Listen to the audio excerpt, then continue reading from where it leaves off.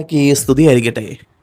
ഇതാണ് തൃശ്ശൂർ ജില്ലയിലെ വിണ്ടശ്ശേരി എന്ന് പറയുന്ന ഗ്രാമത്തിലുള്ള മേരി ഇമ്മാക്കുലേറ്റ് ചർച്ച്. പീച്ചി ഡാമിലേക്ക് പോകുന്ന വഴിയിൽ ഉള്ളിലോട്ട് കയറിയ ഒരു കൊച്ചു ഗ്രാമത്തിലാണ് ഈ മേരി ഇമ്മാക്കുലേറ്റ് ചർച്ച് സ്ഥിതി ചെയ്യുക. വിണ്ടശ്ശേരി ഇടവകയുടെ നാൾവഴിയിലൂടെ നമ്മൾ സഞ്ചരിക്കുകയാണെങ്കിൽ തീർച്ചയായിട്ടും നമുക്ക് മനസ്സിലാക്കുവാനായിട്ട് സാധിക്കും, 1963 ഏപ്രിൽ 5 അന്നത്തെ പട്ടിക്കാട് പള്ളി വികാരി റവറൻഡ് ഫാദർ ജേക്കബ് വാഴപ്പറമ്പിലാണ് പ്രഥമ കപ്പേലയുടെ ശിലാസ്ഥാപനം നടത്തിയത്. അതിനുശേഷം 1964 മെയ് 23 കപ്പേലയുടെ പ്രഥമ ദിവ്യബലി അർപ്പണം അന്നത്തെ പട്ടിക്കാട് പള്ളി വികാരി റവറൻഡ് ഫാദർ തോമസ് പാറക്കാട്ടിൽ നിർവഹിച്ചു. അദ്ദേഹം തന്നെയാണ് 1964 മെയ് 30 പ്രഥമ ദേവാലയത്തിന്റെ ശിലാസ്ഥാപനവും നടത്തിയത്. ദേവാലയത്തിന്റെ പ്രഥമ ദിവ്യബലി അർപ്പണം 1964 ഡിസംബർ 25 അന്നത്തെ പട്ടിക്കാട് പള്ളി വികാരി റവറൻഡ് ഫാദർ ജോസഫ് മുണ്ടശ്ശേരി നിർവഹിച്ചു. 1974 ഓഗസ്റ്റ് 16 ദേവാലയ നവീകരണം ആരംഭിച്ചു. അങ്ങനെ 1976 ഡിസംബർ 12 അന്നത്തെ തൃശൂർ രൂപതാ മെത്രാൻ മാ ജോസഫ് കുണ്ടുകുളം ദേവാലയ നവീകരണ കൂദാശകർമ്മം നിർവഹിച്ചു.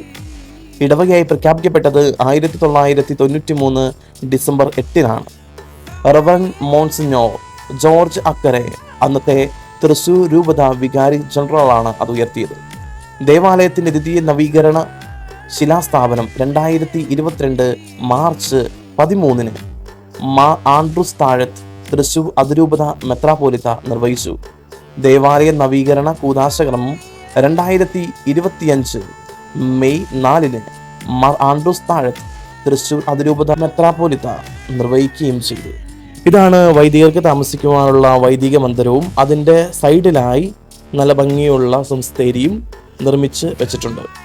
ദേവാലയത്തിൻ്റെ ഉള്ളിലോട്ട് നമ്മൾ കയറി ചെല്ലുമ്പോൾ വളരെ മനോഹരമായ ഒരു അൾത്താര നമുക്ക് കാണുവാനായിട്ട് സാധിക്കും. അൾത്താരയുടെ ചുറ്റും ഈശോയുടെ ജനനവും ഉയർപ്പും അവിടെ ചിത്രീകരിച്ചിട്ടുണ്ട്. ഒരു സൈഡിൽ പരിശുദ്ധ അമ്മയുടെയും ഒരു സൈഡിൽ ഔസേപ്പിതാവിൻ്റെ രൂപവും നമുക്ക് കാണുവാനായിട്ട് സാധിക്കും. ദേവാലയത്തിൻ്റെ ചുറ്റും കുരിശിൻ്റെ വഴി ആ ചുമരിൽ തന്നെ ചിത്രീകരിച്ചിരിക്കുന്നതായിട്ട് നമുക്ക് കാണുവാനായിട്ട് സാധിക്കും. ഏറ്റവും പുറകിൽ മുകളിലായിട്ട് പന്തക്കൊസ്ത ദിനത്തിൻ്റെ ഒരു മനോഹരമായ ചിത്രവും നമുക്ക് കാണുവാനായിട്ട് സാധിക്കുന്നുണ്ട്. ദേവാലയത്തിൻ്റെ ഉള്ളിലെ ശാന്തമായ അന്തരീക്ഷം നമുക്ക് പ്രാർത്ഥിക്കുവാനുള്ള പ്രചോദനം നൽകുന്നുണ്ട്.